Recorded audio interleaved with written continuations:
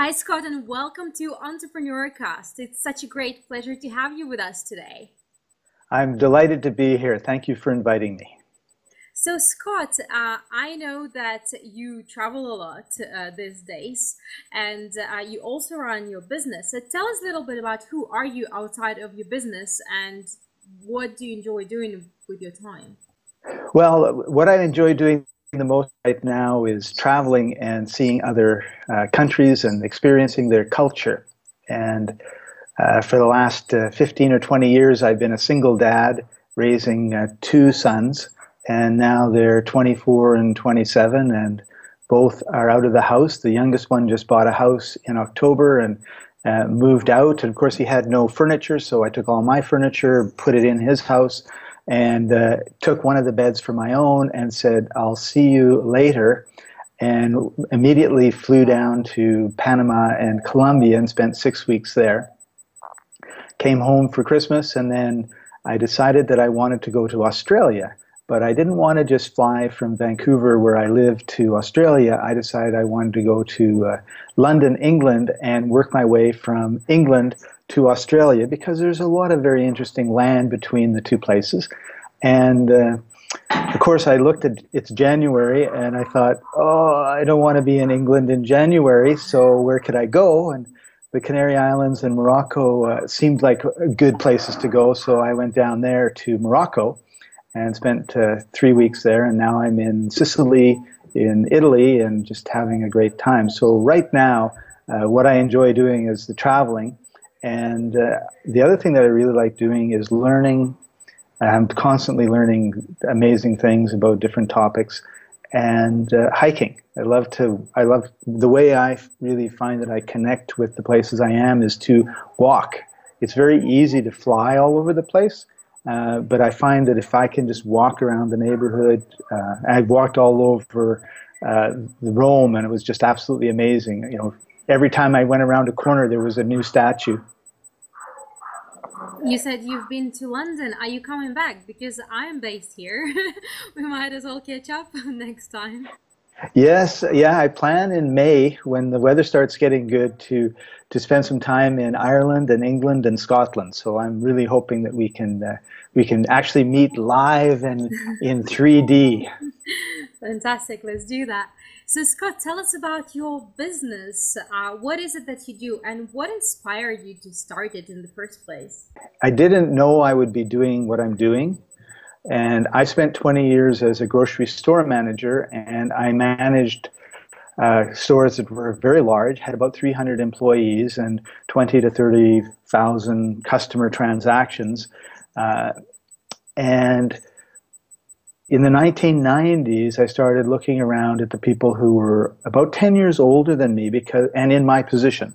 And I noticed a very disturbing thing, and that was that they were taking 3 to 6 month mental health leaves, and having heart attacks, or were quite obese.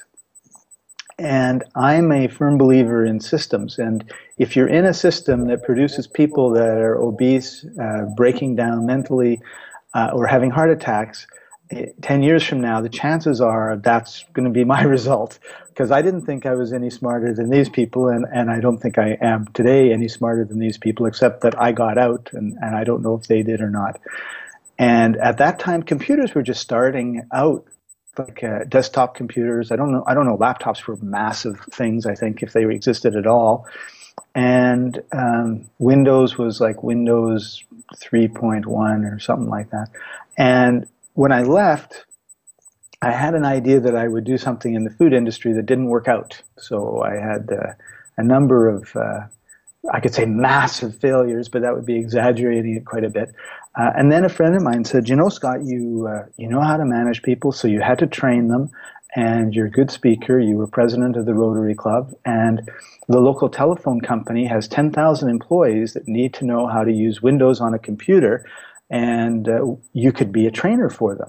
Because I happen to have a friend who's managing that department and looking for trainers, and I told her I would keep an eye out for her. So I went in, and for 2 years I trained people how to use Word and Excel, and how to answer emails, and all, how to turn on your computer and all these things. And then a realty company came to me with sort of the same thing and said, could you put together a course for our 50-something realtors who have no idea how to turn on a computer? And so I did that. And then the realtors said, can you make websites? We need a website. I thought, no, I can't do that.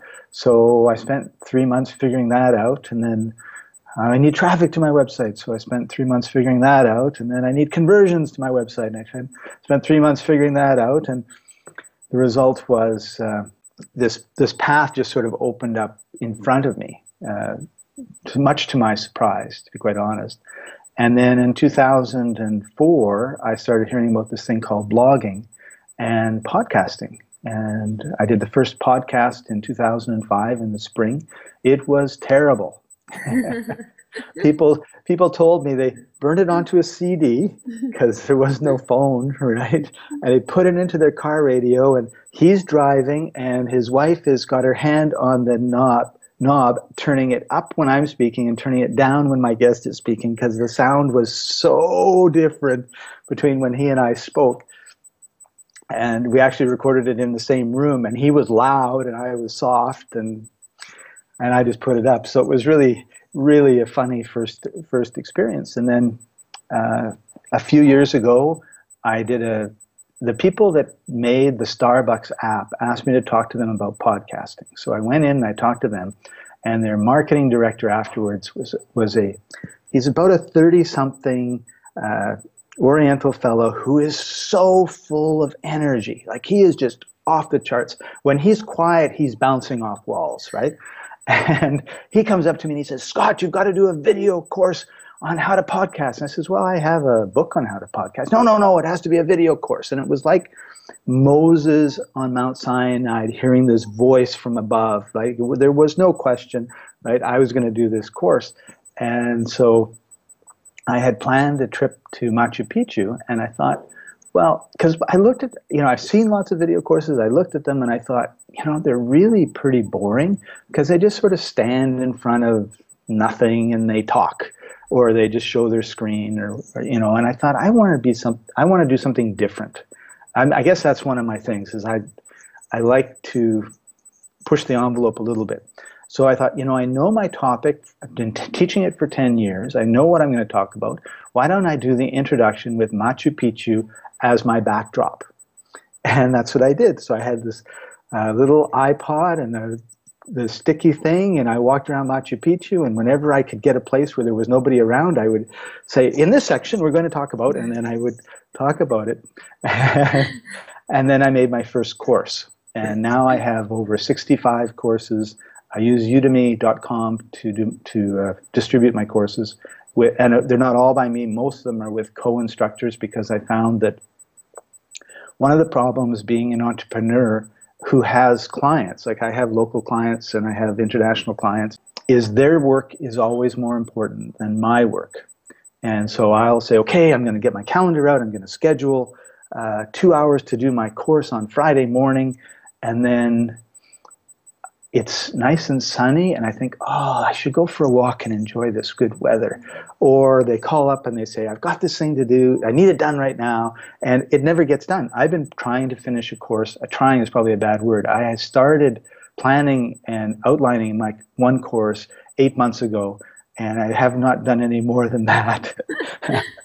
But I've had 20 other courses that I've put out with co-instructors. And the reason I love co-instructors is it's kind of like our talk today.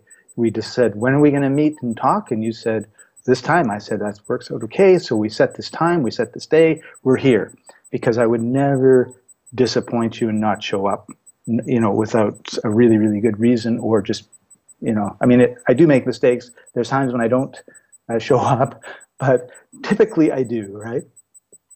Whereas for myself, because it's you, I will show up. But because it's me, there's all these other things that I'll just sort of let get in the way. So I really work better with co-instructors. I understand that, and I'm happy with it. So that's basically, I actually segued into, because I love my work, and that's all part of the journey. I think that's a very good point. I had the same thing, and I think a lot of people do that as well. It's like whenever you have to do something for yourself, it's almost like it's not important enough. But then when you say to another person, I'll be there, you kind of put them up and you think, okay, well, I can't let them down. I have Exactly. to be there.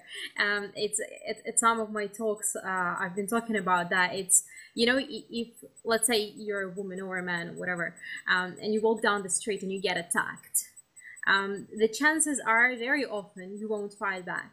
But then if you're going with your kid, what's gonna happen? You're gonna rip their throat out Yeah, because now you have your kid next to you and you have to protect that little soul. So, you know, I think it's very similar thing that happens when you know, putting other people first instead of putting yourself first. So, yeah, that's a great example.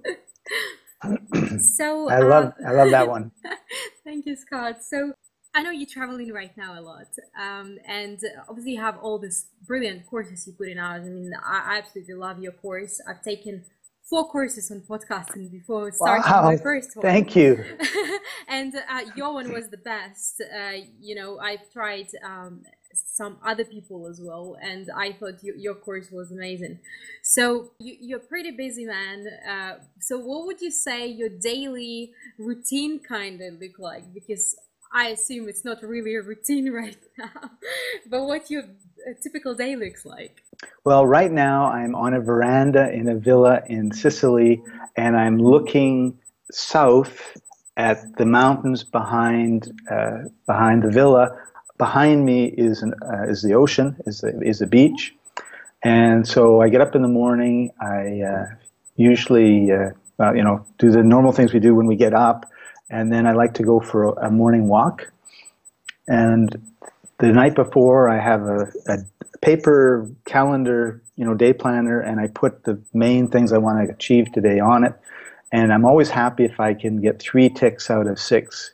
And then I sit down and I do a little bit of work. I kind of catch up on my email, make sure that there's no emergencies that anybody has, although there almost never is, with websites. And then it just kind of, like right now, it just sort of kind of depends. It's where I'm staying, and with the friends that I have here, they'll be like, okay, we're going to go see this ruin, or we're going to go see this town, and off we go and we do that. And then, so my day is kind of like an hour or two of working, an hour or two of not working, an hour or two of working, an hour or two of not working, and then it just kind of flip-flops. And because I really think we don't look after ourselves well enough. So for me, it's get out, stretch, exercise, get fresh air, walk. And the other thing in our society is that we don't ever get away from the stress, so and really just be quiet. And so that's one of the things that I really am enjoying about my travels right now is that I'm not listening to a radio as I'm walking around. I'm not, I'm not talking on my phone as I'm walking around. I'm just kind of being with the ruins, or being with the city, or being with the people that I'm with. And it's really nice. Being outside of North America, my experience is kind of, wow, the people that I'm seeing are not as attached to their phones as the people back home. It's like back home, it's like everyone's together in a room and they've got their phone out and they're looking at their phone and they're tapping it. And here it's like everyone's sitting around a table talking. And I may not understand the Italian very well, but I'm really enjoying the fact that there's just this interaction going around. And I think we miss that in North America. That happens, I think, a lot. Here in UK, the same thing. And especially youngsters, I think that they're so attached now to the phones. It's like the extension of the hand. So Scott, as entrepreneurs and business owners, we go through a lot of challenges, during our journey. What would you say was your greatest challenge, and how did you manage to overcome it? Well, what popped into my head when you asked that question was, I'm not sure exactly when it was. I think it was around 2006. For whatever reason, I was really unhappy building the websites, and I think I had the wrong clients, and also I think there just sort of comes a point where like, why am I doing this? I'm just not enjoying it. And what I did was I got a job, and it was really a weird job for me because it was in construction. It was putting siding on a house, and I've never ever done anything like it. I don't have the eye for it. The job I did was actually really poor. But I had a friend who introduced me to a friend of his that did the siding jobs, and I said, well, what's the requirement? And because I just thought, I just need to get out and do something different for a change, right? And he said, well, to come to work sober on time is our main requirement. I said, I can do that. So, and it wasn't a full-time job. It was like, I could work as many days as I wanted during the week. And so if something came up and I had to look after my client, then I could, right? And it was an early morning start, like we'd start at 7 and we'd be done at 3. So I had a lot of the day to look after everything. And my business also was not doing well, right? Which is another reason why I was frustrated with it. So I was like, I'm not getting any sales. Have bad customers. I'm not happy. What do I need to do? And I just need to take a break, right? I'm not going to abandon anybody, but the amount of time I was spending on them wasn't, and more than a couple hours a day anyway. So what the heck? And so I ended up siding 3 houses it was quite a long distance away from where I lived. It was about an hour drive, but it was the most spectacular part of the lower mainland of Vancouver, like BC. It was just, there were these huge, massive mountains. There was this big inlet, and we were working on a house that was right on the inlet. So there was trees, it was fresh air, it was out of the city. I loved being there, right? And I'm pounding away, so I'm getting all my frustrations out, right? I just bang, bang, bang, bang, bang, bang, bang, bang, bang. And after 3 months, after 2 months, I said I can only work 3 days because my business is picking up and I have to look after these clients. And then it was 2 days, and then it was, I'm just too busy. I can't do this anymore. And and he was he was fine with that. He understood my situation, but it was really funny. So I think sometimes we get these challenges, and you can smash through them, but I think sometimes the other alternative is just to take a vacation, and then by that I just mean do something totally different, off the wall, that you would never think. I mean, it would never in a million years have thought I would be pounding walls, nails into walls, right? And of course, they would all look at the work. I didn't do it alone. I was doing it with somebody else. But he'd come and he'd look at the siding, and the owner would look at the siding, and they would both say it's crooked. I would look, it looked straight as it possibly could be to me, right? So I definitely don't have the eye for construction. Did you have in your business kind of a really low point, you would say, when you were like, everything seemed to be not really going in the right direction, and you just kind of wasn't sure what to do next? Yeah, when I went and did the construction, that was definitely the case. There was another time when I was doing the training where I was working as a contractor for 2 different companies, and they both did training for the telecom. Okay, so I had doing my training in Vancouver with one company, and I did training in Victoria with another company. And I didn't have, if someone said to me, Scott, we want you to go to Victoria, the capital of British Columbia, and to train the telecom people, I was like, sure, be happy to.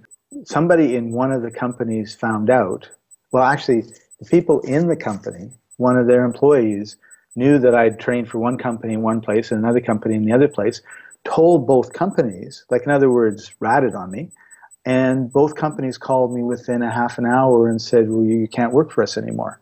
And it was like, I don't understand, there was nothing in my contract that said I was exclusive to anybody, but it was really interesting being in a large corporation, but not an employee of a large corporation, and seeing the large corporation people doing all this political stuff, right?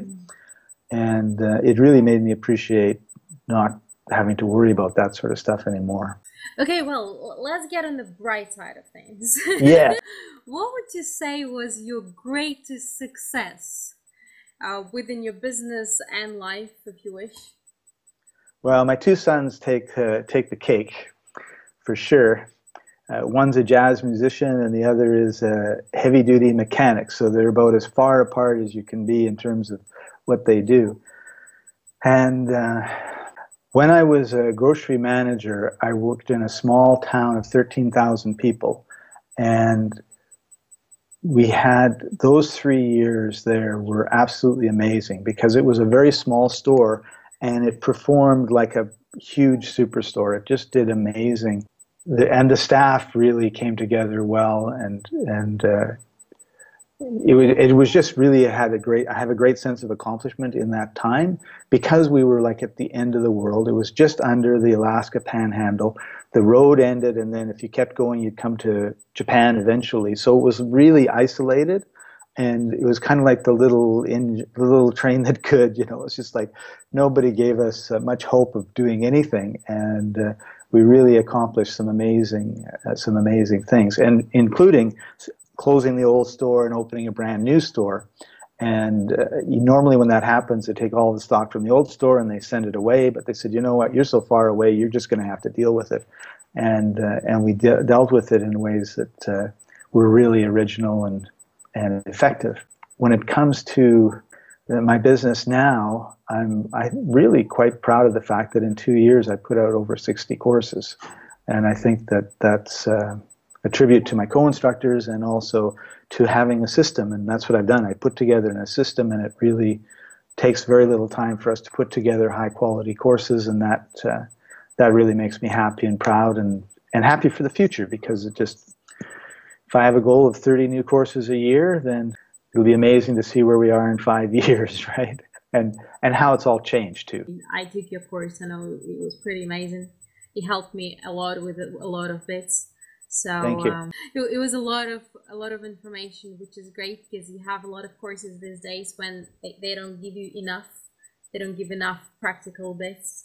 So there is like lots of base, and here there were quite a few things. So yeah, how many students do you currently have? 46,000. That's a lot of students. And you're really responsive as well. I remember when I posted my comment, you just replied like so fast, and then when we were talking through Facebook, you were just so fast as well. So that's pretty incredible customer service, I would say. Oh, thank you. That's my grocery store manager background, because we had to deal with all the customers and all their problems when the pork and beans weren't what they wanted, and I just learned to deal with it fast, and then it's off your plate, and you don't have to. I find if you don't deal with things, it all piles up. Like we live in such a fast environment. If you just don't look after all these little things, I know some people say do the important things, but all these little things become urgent things, and when they're urgent things, they don't get dealt with very well, and it takes away from everything else. So, you know, a couple times a day I check in on Udemy, and they fortunately have a little red dot that appears if there's a comment or something, and I check it, and then I answer it as fast as I can, because then it's done and I don't have to have this thing in the back of my head saying, well, you're letting your students down, or you're not giving good service, and you can then focus, right? Because I don't have that, oh, what am I going to say to that person about that question, right? It's just, if I don't know the answer, my co-instructor do, I look after them too, so they never have to. They do go in and check, but they don't have to, right? Like if I see something, I'll just send them a Skype message or an email and say, "Here's the question. I don't know. Here's my answer, and tell me if it was a good answer or not." And sometimes they say, "Yeah, it's a good answer," and sometimes I say, "I have no clue what the answer is," and they give it. They then go in and give the answer. So I think it's really important that you look after the people, particularly. You know, in the internet marketing field in general, there's a lot of people who have burned bridges because they don't look after their customers, like they could care less, right? That makes me angry, so I kind of go a little bit over maybe the other way to balance these people's behaviors. Scott, just for fun, I like to ask Okay. and find out people, where do you come up with your best ideas? When I'm walking in the woods. So I guess you walk in the woods quite a lot. Right now, it's walking along the beach, but Yeah. it works the same way. During our life, we often have a lot of people who inspire us, and do you have such personal heroes or people that inspire you, and who are they? Well, Napoleon Hill, even though I never met him, his book Think and Grow Rich, and then the books that he wrote before that, The Laws of Success, were very, very inspiring for me. My father was very inspiring for me. I was actually very angry with him for a long time because he was quite successful in business. For years, it was like, why don't you tell me how you were so successful in business so I could do that, right? And then I realized he didn't know. It wasn't a conscious thing that he did. And he had been teaching me all along because I was just watching what he was doing, right? And so now that he's gone, there's often times that I watch my behavior and I go, oh, yeah, like that's kind of my dad speaking through in this situation. And a lot of the values that I have in business definitely came from him, because there were many times when around the kitchen table he would talk about his work, and oftentimes he would say things like, well, because he was in the accounting end of it, he would say things like, well, the president said that we want to do this, but he says, that's illegal. So I would tell him that it's illegal, and I would have an hour-long fight with him until finally I convinced him that he shouldn't do this because we'll all go to jail. But nobody else in the organization would stand up to the president. They were all yes men, right? And so, one of the good things and one of the bad things about me is that I'm not often a yes man. And sometimes people like to hear it, sometimes they don't. Another friend of mine that really inspired me is Dov Baron. And he was climbing the side of a waterfall without a rope, and he fell basically 7 stories and landed on his head. So that was 20 years ago, and he's still getting surgery and stuff done on his face to fix the pain. But he's very much a motivational speaker, and I've known him for 10 years, and it's really interesting watching the journey that he goes through, because it's, he made this horrendous mistake and has been paying for it for the rest of his life, and then he's turned it into a positive, right? It's part of his story and part of what he uses to motivate people. If I can be successful after landing on my head, what's your problem? And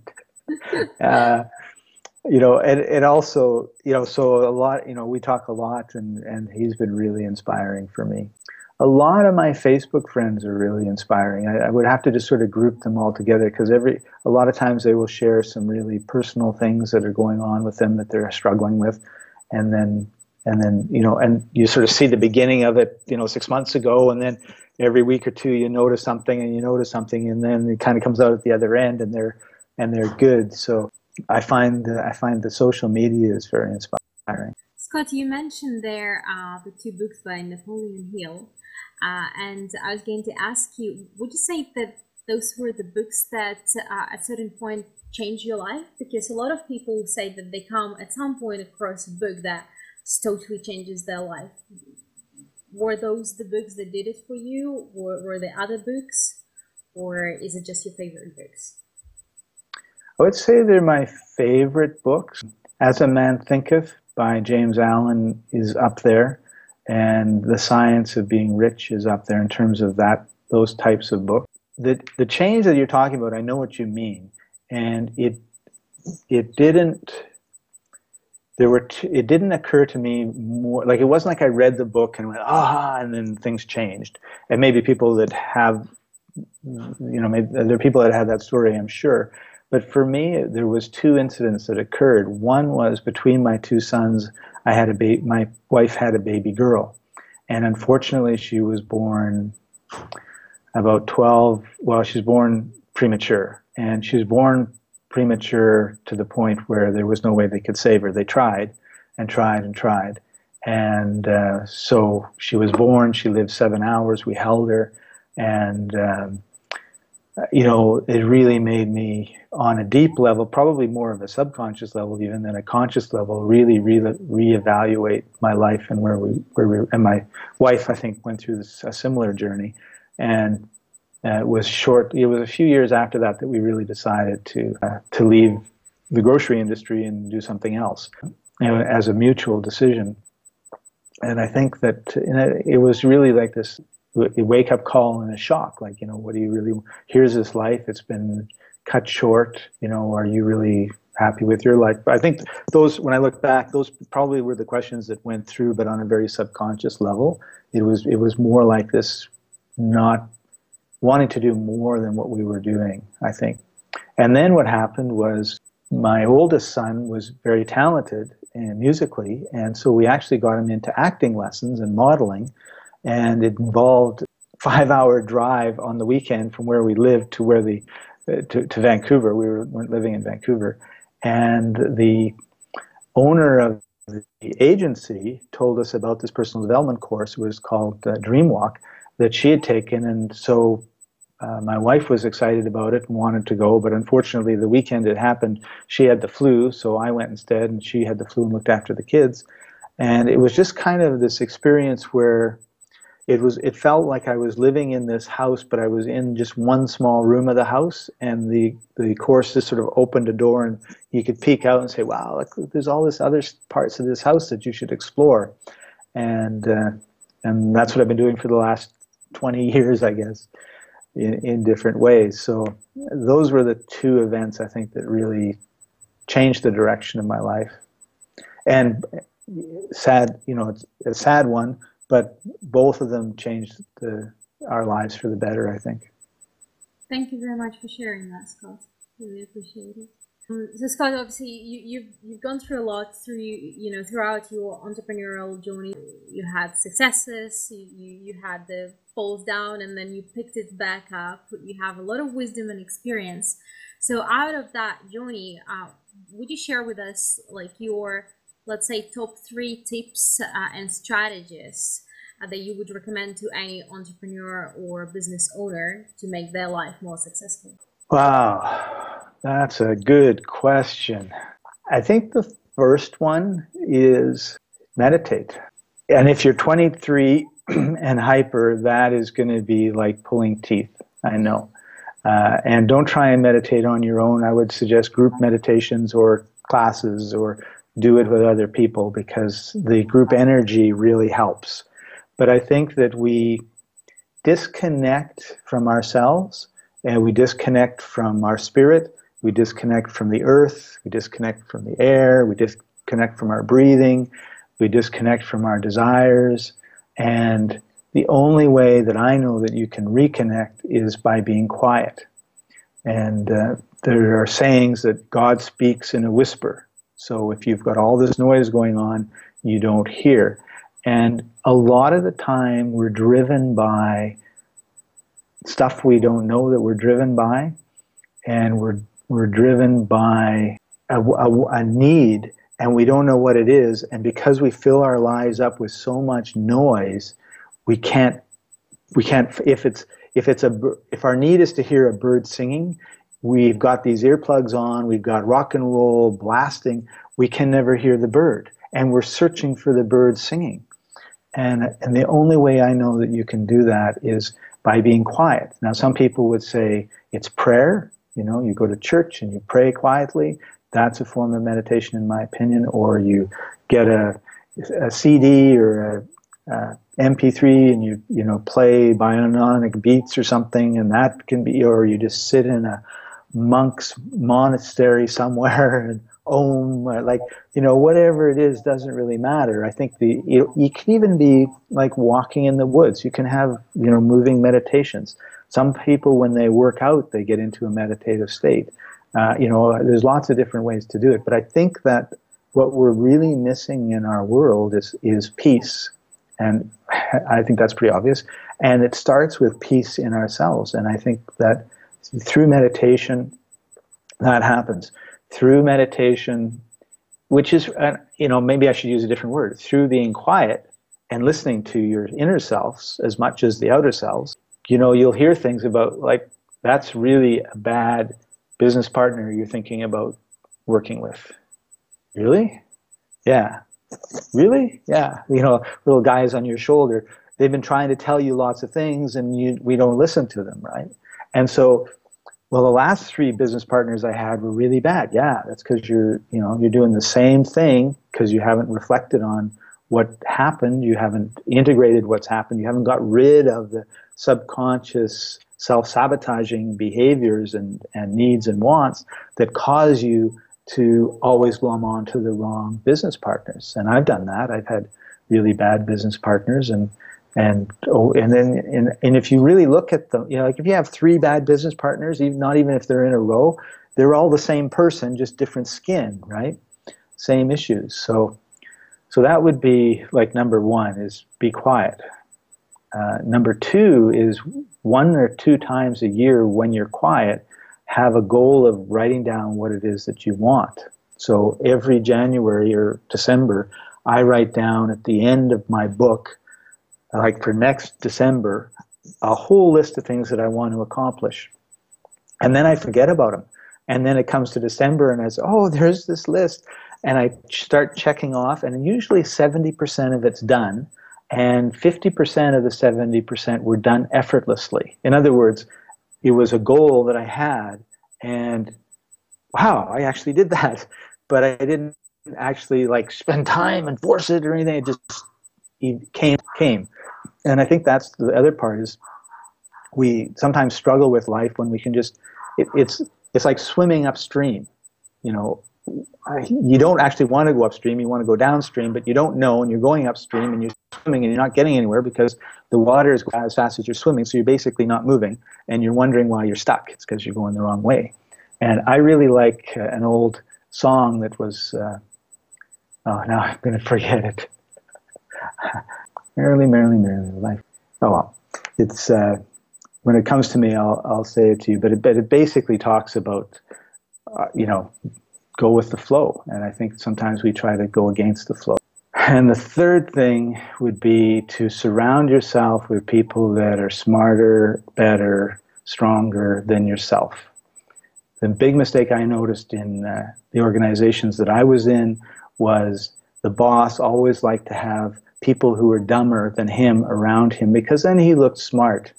Yeah, but it didn't do any good for the company. And it doesn't do any good for you as an entrepreneur, as a solo entrepreneur, as a small business, to surround yourself with people that aren't very bright. And it's hard to let go of that and say, you know what, this person is way better at this than I am. My video course, my first one, of course, I edited the video myself because that's my course. I didn't, and then I talked to a bunch of my clients about it, and they all got excited and they all wanted video courses too. So we created the video courses, and I had 5 that I had to edit. And it was becoming very, very obvious that if I was going to do the editing, it would take 3 or 4 years for these courses to be completed. So I found a video editor, I turned it over to her, and in the beginning it was like, oh, this is going to be a catastrophe. I know it's going to be a catastrophe. And then I got the first video course back from her, and it was like 3 times better than anything I could even think of doing, let alone could do. And she's continued that for 2 years now. And it is so wonderful because it's hours and hours and hours and hours and hours of work that I don't have to do. So I do my thing, and then I get the video, and I just ship it off to her. And a week later or 2 weeks later, she says, all done, Scott, uploaded it for you.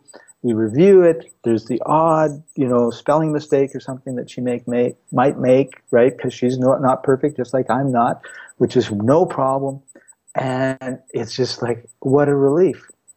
So find people that are better than you and mastermind with them, work with them, JV with them, talk with them, whatever, and contribute to them and let them contribute to you. Thank you for that, Scott. Scott, throughout your journey, did you come across any specific resources that you could share with us that made your life easier? Wow, specific. Google. That's not a surprise. How do you do this? Google. I can't. The specific resources that I would give you don't exist anymore, to be quite honest. I would say read Think and Grow Rich every year. I would think as a man thinketh every year or two. They're fast reads, and what I would recommend actually is have it by your night table and spend 15 minutes reading before you go to bed, and you'll be far better off reading that for 15 minutes than watching the news for an hour. What comes to mind is something like Tony Robbins, walking on fire. Like, I would go and do something that's impossible. I walked on fire 4 times. The 4th time was actually impossible because the 3rd time I said to my body, that's the last time we're going to do this. And then I went to an event, and at the event, of course, they say, we want everybody to make a commitment that they're going to play full out and they're going to do everything and do all the exercises. Who agrees? Yes, I agree. Well, we're going to do a fire walk. Oh, I already said to myself, I'm not going to do one, right? So he spent an hour explaining to 300 people how to do the fire walk. I spent an hour talking to my inner child and my body saying, I know we said we weren't going to, but we're here, and I would really like to not break this commitment and do it. And I could feel my little, I don't really want to. No, I know we don't really want to, but we got, and at the end of the hour, it was like, okay, we're all in agreement. You have to be in alignment. And we walked on a 60-foot fire walk. And I know my feet would have burned out because I was conflicted, right? I'd already said I wasn't going to. So I needed to get that conflict out of the way. But I think, find something that you're afraid of doing, or that's outside your comfort zone, or that you would love to do that you didn't. Like the last 2 years or 3 years, I've been taking salsa dancing lessons and bachata. And my background is Scottish and Germanic, so it's umpapa, umpapa. I can do the butterfly and the polka and everything else no problem because I'm in that beat, like genetically, I think, or growing up. And the salsa beat is 1, 2, 3, stop, 1, 2, 3, stop. It took me so much time just to even get the beat right. Forget about the steps. And it was a lot of fun, but it opened up all sorts of different parts of my brain, because this is dancing, and this is dancing with a partner, and how do you lead? And I mean, it was a wonderful experience. So, I really think it's important. Like, the resource I would give you is, what is something that you either love to do but you don't have time to and you haven't, or what is something that you think, I don't want to do that, and go to that, or I'm really terrified of doing it, but no, it's not dangerous, and go do that. And stretch yourself out, and it's just amazing, particularly if you can do it in a group. Like, I love dance lessons because usually you go from partner to partner to partner to partner to partner. So you have this experience of dancing with different people and meeting different people and getting to know different people who are really different than your group. Like, I have this internet marketing group, and if you just stick in here, like, you miss out. It's like eating hamburger every day. Like, there's pizza and lasagna and steak and turkey dinners and corn and, vegetables and fruit and all these other things, right? And I think sometimes we have too limited a palate. So Scott, you obviously, you're doing pretty well for yourself. You travel in the world. You have all these 43,000 students to look after, and quite a successful entrepreneur. But what is next for you? What's your next goal or dream? What are you planning to achieve next? Well, right now I'm just focused on going from country to country to country and spending 2 or 3 weeks in. I'm obviously not going to be in every one, but 2 or 3 weeks and exploring them and exploring their culture, and kind of continue. And that's really the focus and the dream. And then I think when that journey is over, which could be 2 years, 3 years, 4 years, 5 years from now, my father has passed away, and my mom is going to be in her late 80s. And I think what I'll probably do then is settle down for a few years and make sure that she doesn't have to go into a home. She can stay at home that she's been for the last 30 years, and and live out her life in peace and safety. The money looks after itself when you look after yourself, is my opinion, right? Like, it's not, I don't have any goals where it's, oh, I'm going to make $1 million or anything like that. In fact, it's almost the opposite of, I want to live the life that I want to live. And when I know what that life is, the opportunities come that allow me to continue. And I think the reason for that is because the seeds have been planted for years and years and years. So when you're 20 years old, you haven't planted very many seeds. When you're 60 years old, you've planted a lot of seeds. And that's just what happens, particularly if you work on having, one of the Dale Carnegie things is pleasing personality. I think Napoleon Hill talks about it as well. So people like you and they like to help you out and they keep you in mind. And to give you an example, a friend of mine that I've known for about 8-9 years now contacted me last week about courses. So he's been paying attention to what I've been doing, and we've chatted the odd time over the last few years. And he said, Scott, I want you to do some courses with a client of mine. And when you do these courses, they're going to be on mortgages and real estate. And we think that the 40,000 employees will all use the videos to prospect with their potential customers. So in other words, I could double my students in 6 months. So it's Amazing. like, oh, great, right? Well, I wasn't hammering this guy to, find me a guy that can double my students in the next 6 months. It just came, right? Because I've been doing what I want to do, and I've been following my path as it's been laid out before me. And there were many times with this particular individual, I could have burned the bridge, like I just didn't like the way he behaved, or it was, his heart's in the right place. Don't get me wrong that way. He's ethical and everything else, but it was just like, this guy's, and I didn't, because I looked at the parts of him that were wonderful, and that's what I focused on, and the parts of him that aren't wonderful are really small anyway. And it just came around to like, wow, this is a great opportunity. And it may happen, it may not happen. That's not the point. The point is there's some seeds that are coming up, and you never know what they are or when they're going to come. So live the life that you want, and let everything else look after itself. It's been an incredible chat with you. Really enjoyed it. But Thank you. Before we say our goodbyes, is there anything else you would like to add or advise on to the listener today? I think there's a great opportunity in podcasting. And I think that there's very little competition. If you're thinking of doing any sort of online business, podcasting is definitely one of the quickest and easiest ways to position yourself as an expert in your field, to kind of get your message out there. We talk about it's a crowded marketplace. There's all this noise going on, but there's not as much noise in podcasting as there are on, say, websites. Do a search on weight loss, and there's a billion websites that pop up, but there's only a couple thousand weight loss podcasts that pop up, which means that with all new cars, they are able to access podcasting now, which means that every time anyone's on the road, they could be listening to your podcast very easily.